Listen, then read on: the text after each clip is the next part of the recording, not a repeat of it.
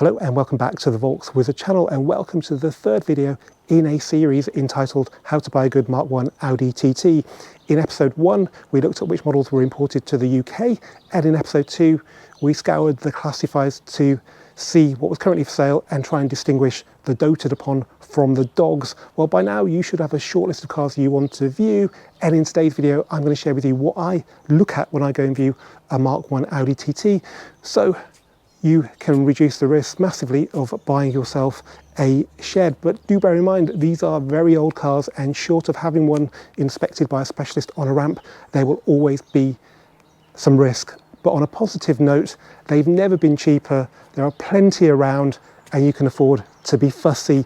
But before we get started, let me just remind you guys how you can support the channel. The easiest way, as usual, is simply to subscribe. We're still getting a lot of views from non-subscribers, so if you're one of those and you like what you see on this channel, then please do subscribe. If you're one of the 63,000 existing subscribers, then thanks very much for your support. Now, I'm about to show you quite a few areas that it would be a good idea that you check when you go and view a Mk1 TT, and I'm pretty sure the amount of work you will have to do will put quite a few of you guys off buying one. But you shouldn't let it, because really there are just 3 key areas you need to focus upon: bodywork, engine and gearbox. And they're actually quite easy to assess. The biggest skill you need is to be methodical and to take your time. But the most important tip when you go and view a car, any car, is that if you see something that doesn't look right, then walk away and move on to the next one. Or if you like the car, then you could get it inspected by a specialist. Right, deep breath, let's get cracking. Okay, so hopefully by now you've got a short list of Mk1 TTs you think are worth viewing. But before you go and view, there are a few things it's a good idea to do first. For a start, if you found the car on Auto Trader, go back and have a look at the URL, the web address, because in there backwards is the date that the car was uploaded. If it's longer than a few weeks, then you need to ask yourself why it hasn't sold yet, because good Mk1 TTs that are well priced tend to sell pretty quickly. Also, go back to the MOT history, which is such an invaluable source of free information on cars. Have a look at the advisory work and see if the owner has had it done. Drop them an email, give them a call. If they have, it's a brilliant sign that you've got a fastidious owner. If they haven't, it's not really such a big deal necessarily, depending what the work is, of course. Also, get in touch with the owner if the advert's a bit vague about the service history. I think with cars of this age, it's important to know not much more than how long it's been between oil changes, because longer than 10k there will have been some engine damage. If it's like 10k in 2 years, I don't think it's too much of a problem. Also, with the 4-cylinder cars, you need to know when the cam belt was last changed, because that's every 5 years or 60k. And with 3.2 cars, if they've done over 80k, you need to know if they've had the timing chains done, because that costs 10 times the cost of a cam belt on the 4-cylinder cars. If it's a 3.2 DSG, you also need to find out if it's had the mechatronics module replaced. Most will have had that done by now. Weirdly, it's way cheaper to repair the mechatronics module than it is to replace the timing chain, and it's really hard to check out the condition of the timing chains on a test drive, but you can check out the condition of the gearbox. So yeah, if you've got a receipt for the timing chains, that's a real plus point, as long as the rest of the car shapes up as well, of course. Also, and this is really important, make sure you perform some sort of car data check before you leave. Auto Trader ads now do state if the car's been ridden off, but from what I can work out, it's as easy as using the registration number of a different car when placing the advert to be able to dodge that. So wherever you found the advert, make sure you still HPI it. Try and view the car on a dry, overcast day. It's quite cold today, but today's pretty much perfect. If there's any sort of rain in the forecast, then take some microfibers and some detailing spray with you to give the car a wipe down. And of course, a torch so you can see in the wheel arches and under the car. Really important on cars of this age. And finally, watch the rest of this video and make a checklist of things that you need to go through when you get there. If it's raining, which does happen a lot in the UK, all is not lost. Use your microfiber, dry the car as much as you can, have a look at stone chips on the front. But I think the most important thing to do is open the bonnet, because it's dry in there.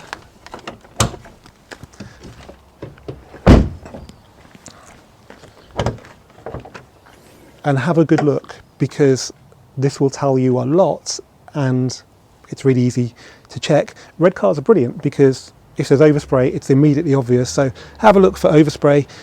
One thing that you used to look at when the cars were newer is whether all these little clips have been disturbed. These are pretty hard to put back in correctly. The pin falls into the car and so on. So just check all that carefully. But the most important thing is just have a good poke around. This car's a Quattro Sport 240, doesn't actually have the battery under the battery cover, so you can see the chassis leg. But what you're looking for is excessive corrosion. A car that's been standard, you can kind of tell because all the aluminium looks a bit furry.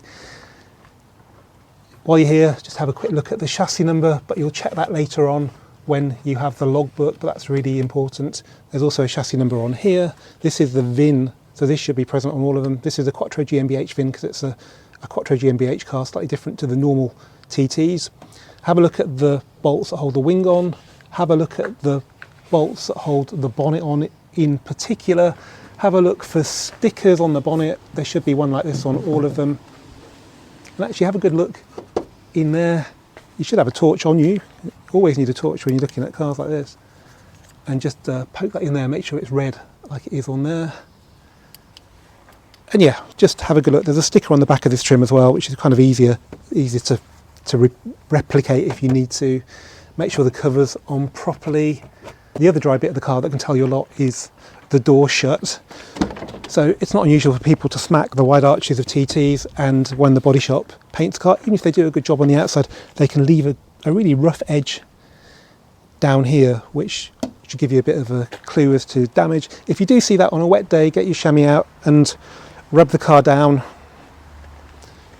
and just see if you can see anything untoward.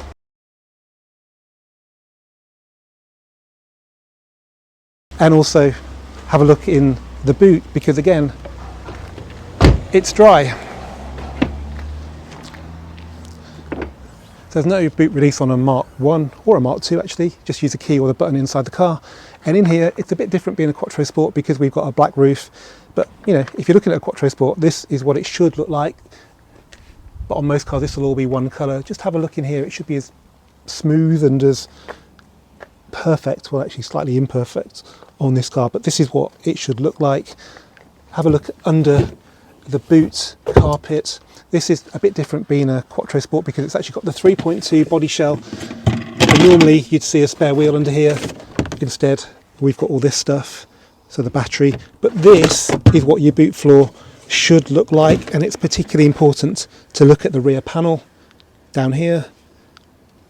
And see, all this on some cars would make you think there'd been an accident, but this is what they should look like. You really need to have a good look at all the bodywork because it is an old car and you need it to look good.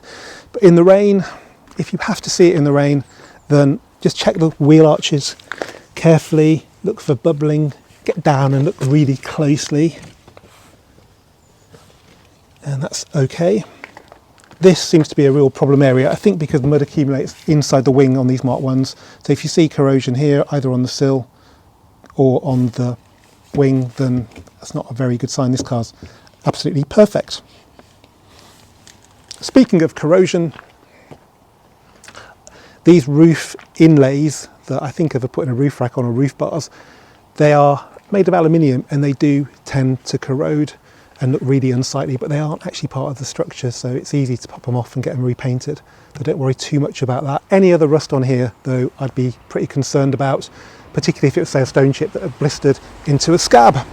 Now this could mean you get dirty knees, but if you don't do it now and you do it later and you find it's not very pleasant under the back of the car, then you'll wish you'd got your knees dirty. So with your torch, kneel on your checklist if you have to, and have a look under here. And what you're looking at is the rear control arms, the rear subframe, and just see what state it's in. This car's done 11,500 miles. It's preserved better than most, I think in a dehumidified cocoon for Audi UK, and yet even under this car, it's not that brilliant. Maybe because it was a press car early in its life and it encountered salt, but it's much better than a lot of cars. This is probably, maybe unrealistically, how I'd be wanting my car to look underneath, and no worse. I'm not going to focus too much on wheels and tyres because a wheel refurbishment and a set of tyres, it's not really that big a cost in the great scheme of things, as long as the car is priced accordingly. This is a Quattro Sport, so it's a little bit different. It's got polished edges on the wheels that even on this press car are a little bit corroded. If you're buying a Quattro Sport, just make sure it's got the bigger wheels on the back, not on the front or on one side. They've got an extra section here between the very edge and the inner section of the wheel because they're that little bit wider. More importantly, you need to get down like this and look down the side of the car. You can miss so many things unless you do this. So what you're looking for are dents in all these creases, which can be quite hard to get out, particularly the one on the door there, the swage line. And you're looking to make sure that the panel is completely straight and true. If it's wavy, it's probably been painted, or it's full of filler. Cars of this era do suffer from broken suspension springs, and it wouldn't be unusual for even a low mileage TT to have had all 4 springs replaced, and potentially at different garages at different times in its life. So just check carefully that the car is sitting correctly. So stand back and just have a look at the suspension height and then compare it with the other side. I've seen cars that have effectively had lowering springs on the back and standard springs on the front. This car sits nice and true. While you're here, have a look at the brake discs.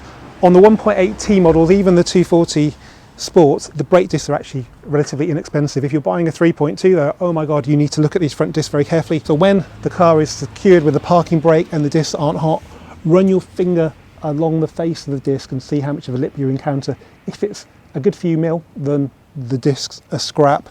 Also, just see how much corrosion there is on the face of them as well, and also check how much corrosion there is when you come back from a test drive, because the seller might have just washed it and that will put a thin film of corrosion on that will come off as soon as you drive the car, or the brake discs are completely scrap and however hard you drive it, they will not work correctly.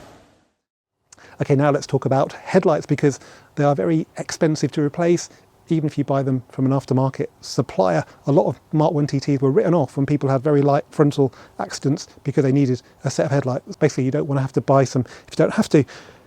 Make sure the lens isn't overly foggy and tarnished, because the polycarbonate lenses can do that on lots of cars of this age. If they are, you might be able to restore them. If not, you might need to buy a good second-hand set or a new one.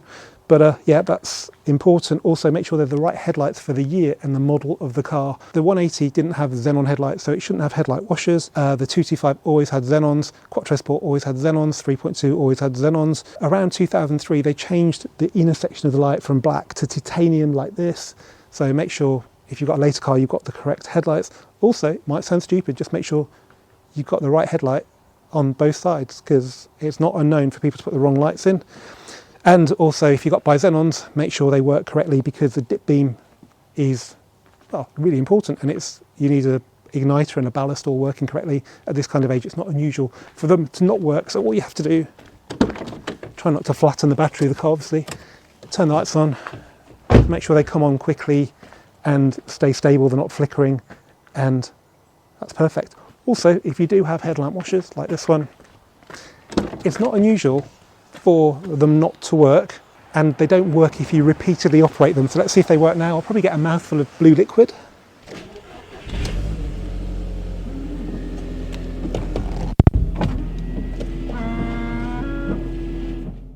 Now, before you even get in the car, you can do one quite important check to see if the windows drop when the door is open, because it's a pillarless door. And this one does. So I'd say that's probably about half an inch, 3/4 of an inch drop. That's a good sign.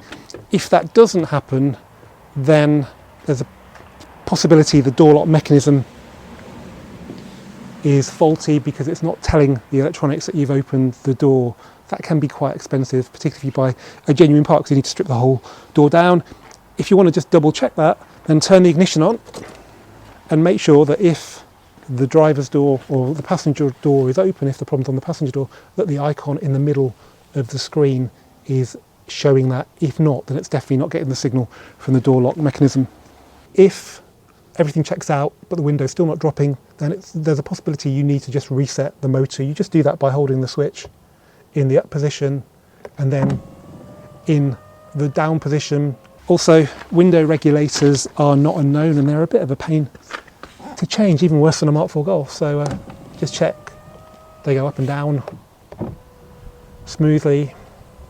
Now, faults with the dashpod are not unusual, so you need to check it carefully. The most annoying one that I've come across is when the coolant gauge and the fuel gauge don't reset properly, and they kind of rest, say, about an eighth of the way around the gauge, which gives you incorrect readings for both.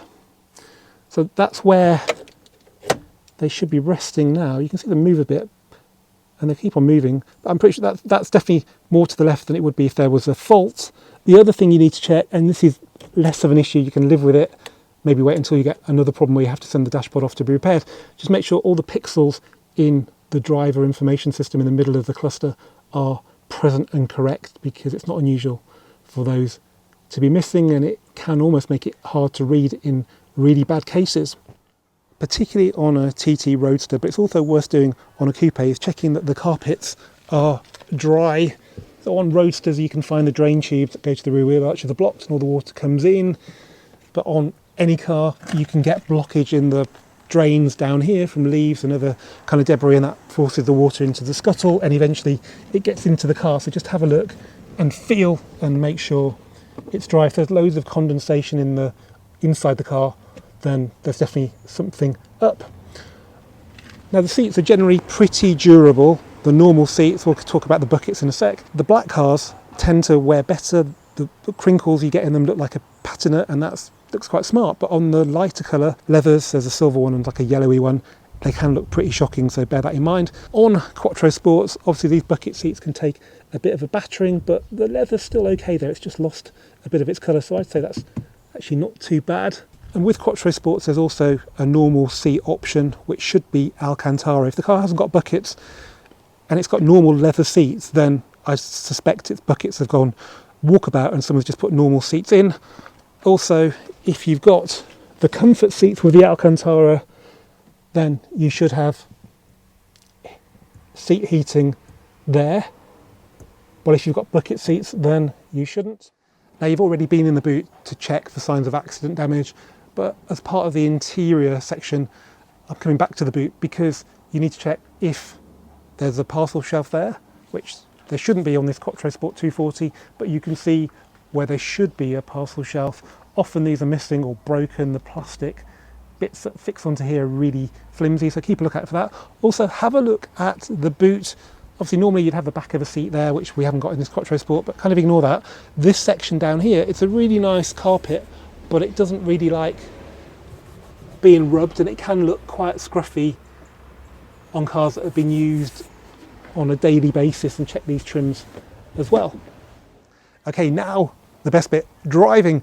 But before you get too excited, make sure you are insured. You're going to be driving on unfamiliar roads probably, and you're going to be driving a car you're not familiar with, so it's a good idea to make sure you've got proper insurance in place. Right, then the owner should let you get behind the wheel. If they don't, then be a passenger. It's actually quite good being a passenger. You can pick up things you wouldn't normally notice because you're not worrying about junctions you're not aware of and so on. So yeah, it's not the end of the world being a passenger. And you can always get a professional to come and check it out for you if the car justifies it. Right, first thing to do is check the handbrake feels good. How many clicks are there on this car? 1, 2, 3, 4, 5 maximum. So if it's more than that, then there's probably a problem with the rear caliper. Press the clutch. It should feel light. There's no reason why a clutch should feel heavy in this car. That feels just like a normal car. And at this point, you can start the engine. So let all the warning lights come on and go off. It's very important to just make sure they're all present, because it wouldn't surprise me if people have fiddled with these to stop them coming on, to stop you knowing there's a problem with something or other. And on cold start, it will be a bit above 1,000 RPM. If it's higher than that, then there's probably a leak in the vacuum system somewhere under the bonnet. That might be accompanied by an engine management light, so I wouldn't worry too much about it. At this point, when the car is warm enough, the revs should drop to below 1,000. It's quite a warm day today, so it shouldn't take too long. Now look carefully at the dashboard. There shouldn't be any warning lights on, apart from the one for the handbrake, which should go off, and just get familiar with the shifts as well. By the way, this Quattro Sport's got an aluminium gear knob, which seems unusual to me, but actually in some of the early press photos, some of them do have this, not the Alcantara one, although it is on backwards for some reason. Now the engine can sound a little bit rattly, but now it's coming down off the cold start, it should sound pretty smooth. Listen carefully now to what it sounds like. And that is a 1.8T engine in very good health. If there's a rattle in addition to that of the engine, then there's probably a problem with the flywheel. You can check that by pressing the clutch, and if that rattle magically vanishes, then the bad news is you're going to need a flywheel, which is big money. But you can probably live with it, and that also applies to the 3.2 DSG as well. If you put that car in park, it will rattle. If you put it in drive, it won't.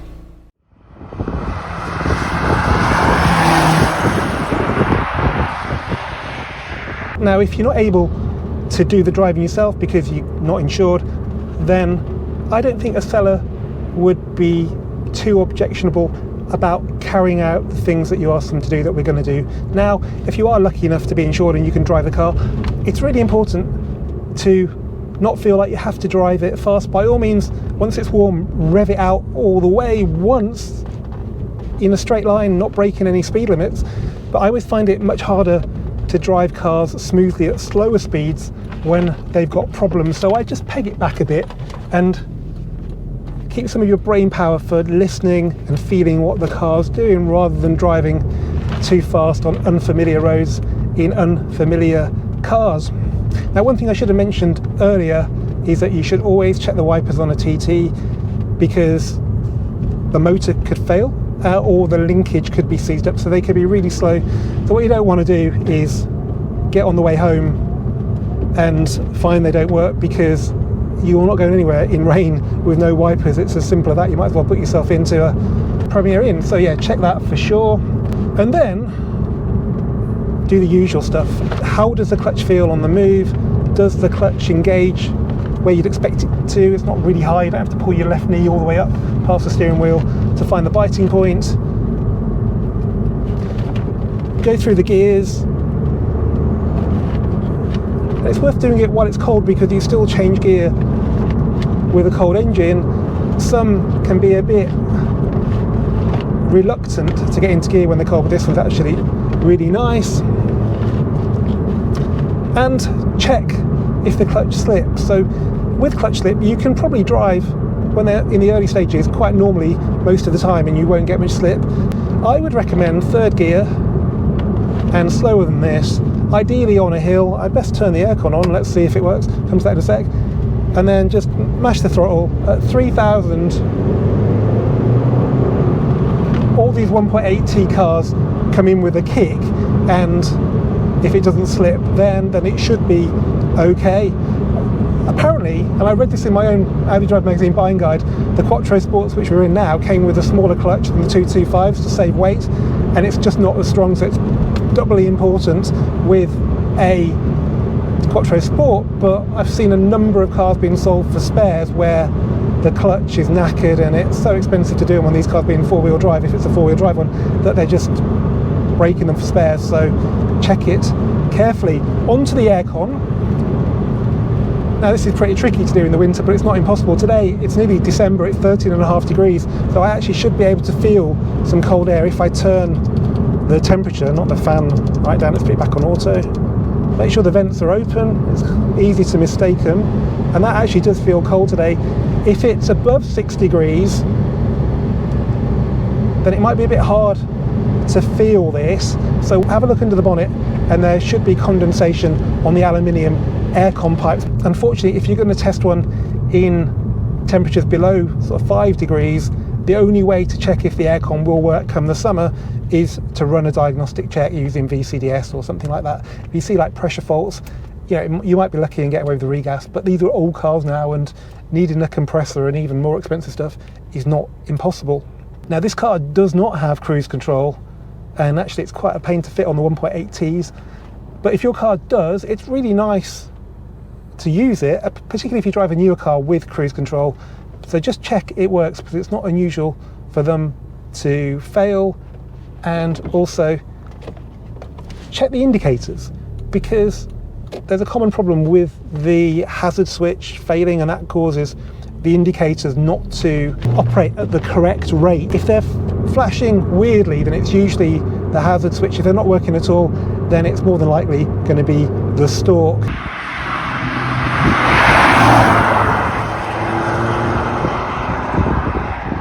Now on a Quattro TT, it's a good idea to make sure the all-wheel drive is working.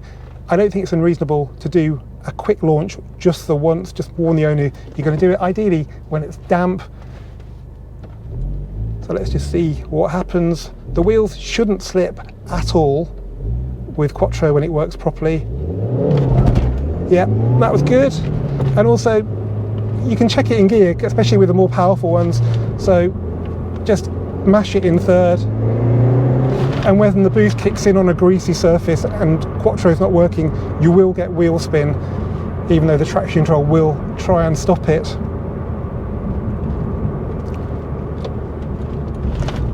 And there's another potential problem with all-wheel drive TTs.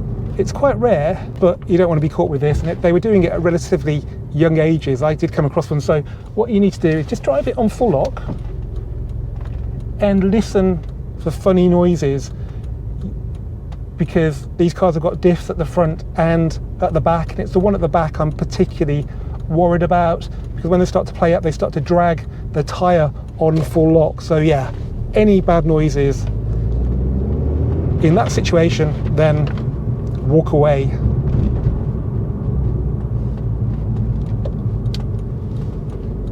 This one is really important, and the good news is you can do it at slow speed. Just find yourself a badly surfaced road and drive over it, listening for any bangs or clonks. TTs were really bad for these, even when they were a lot younger. Hopefully the car you're looking at's been through all this, but it might come through it again, and stuff might need changing again. So you've got things like wishbone bushes, anti-roll bar links, anti-roll bar bushes, broken springs. Now a new MOT should protect you from a lot of this. Like, you won't get broken springs if the car's had a proper MOT, and front wishbone bushes, they only really make a lot of noise when they're really gone, and MOT testers should spot that. But things like anti-roll bar bushes and links, they don't always notice, and trust me from experience, they can absolutely drive you mad with their rattles. This dashboard's rattling as well, but we can forgive that. So yeah, no rattles, no stress.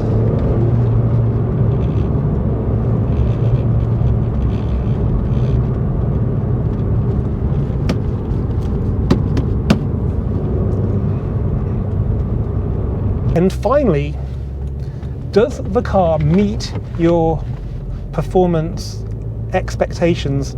Now that's really important, because if you drive a 1.8T with actually no turbo boost, they actually still feel okay, but they should feel more than okay. They should feel really sprightly. Even the 1.8T 150 Roadsters should pick up their skirts with a kick of boost at around 3,000 RPM. So we're in second gear now. This is how one should perform. That's 2,500 RPM, foot to the floor, lag, boom. So yeah, if yours doesn't do that, then there's a problem with the turbo. It might be the turbo, it might be the diverter valve, it might be the massive crazy network of vacuum hoses that control all that system. If yours doesn't feel quick enough, then I would move on to another one. Also, the turbo should be pretty quiet. If it sounds like a police siren, then run away. But they do make quite a pleasant little chuffing noise, like a very subtle diverter valve noise. That's perfectly normal, even when the diverter valve's working correctly, so don't worry about that. But if you can hear the police following you and it turns out to be a turbo, then yeah, avoid.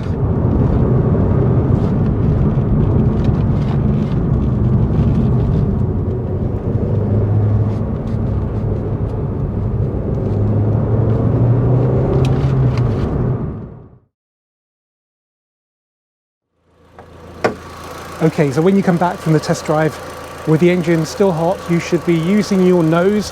If it smells oily, then there's probably a problem with the breather, which is relatively inexpensive to fix.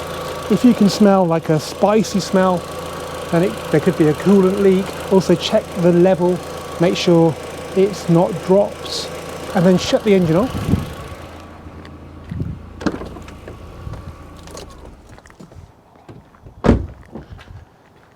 And listen carefully. There should be a low hum, which is the auxiliary water pump. This is quite important because it helps the engine cool down when you switched it off, and if you don't do that, you can sometimes get air in the coolant. It's located, I think, directly under here. It's not too expensive to repair. Also, put the engine back on then and let it idle.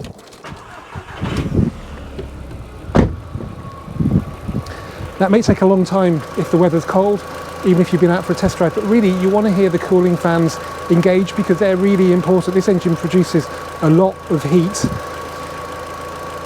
Now if they don't kick in and the temperature gauge starts to move, because it should never move above 90, then you've either got a problem with the fuse, the fan control module, or the fan itself. Not something you really want to ignore, because if you overheat this engine, you'll need to spend a lot of money to put it right. And if everything's gone well so far, now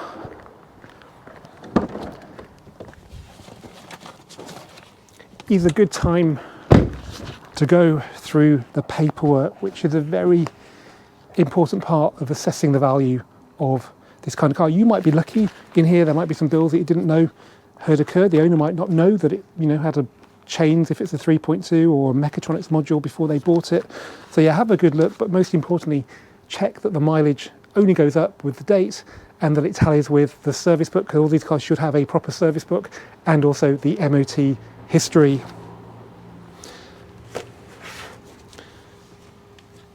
It's very important to have a good look at the registration document for two main reasons. Firstly, you need to make sure that you're at the address shown on here. If not, why not? Be aware that, particularly with the 3.2s, which can be expensive to put right with timing chains and mechatronics modules, some traders might have bought them thinking there'd be a quick sale and find out they've got problems, and then they'll try and sell them privately with no comeback, and they might behave okay on the test drive, but they could be many thousands of pounds work to put that right. So really make sure you're buying from the guy who is the owner, not some trader. And the other reason is because you need to check the chassis number, which is on the logbook. There are 2 to 3 places where you can do this. So you've got here where it's stamped into the bulkhead. It's on the chassis number sticker here, the VIN sticker as well, and there should be a sticker in the boot. Just check it matches, because up to this point you might have HPI'd the registration number, but that may not be this car. Now if it's a 3.2 with no receipt for a recent timing chain replacement, then I'd highly recommend that you check what state they're in using VCDS. It's a very simple process. A specialist I trust said just under £5 to do everything, so flywheel, thermostat, chains and some other bits and pieces, and that was actually pretty much the same price as the car, and there are plenty of 3.2s that are cheaper, so it's not something you can really take a risk on. If you haven't got the ability to do it with VCDS, then pay a specialist to do it. Get the owner to take it to a specialist garage. They'll do it for beer money. Another way to dodge that bullet is to buy a lower mileage TT 3.2. The chains tend to be pretty good, up to about 80,000 miles. So you might find it's worth paying a couple of grand more for one that's done 40,000 miles. And that'll save you then £5 on the timing chains. And you've probably got a better car overall as well. So it's very easy to fall foul of that with 3.2s. And I do wonder if that's the reason why so many that are for sale right now are with owners who have not had them for very long. I've been quite about 3, and I think all 3 had owners that started in the summer of 24. It's now November. The most important rule though is if you're unsure about anything to do with the car, there are funny noises, or you don't like the seller, or you don't trust them, or they don't have the paperwork, then walk away and seek professional advice. There will always be another Mark 1 TT. Now in the next episode, I'm going to be travelling around the UK looking at TTs that are for sale with a view to buying one before Christmas. So stay tuned and subscribe if you haven't already, and thanks for watching.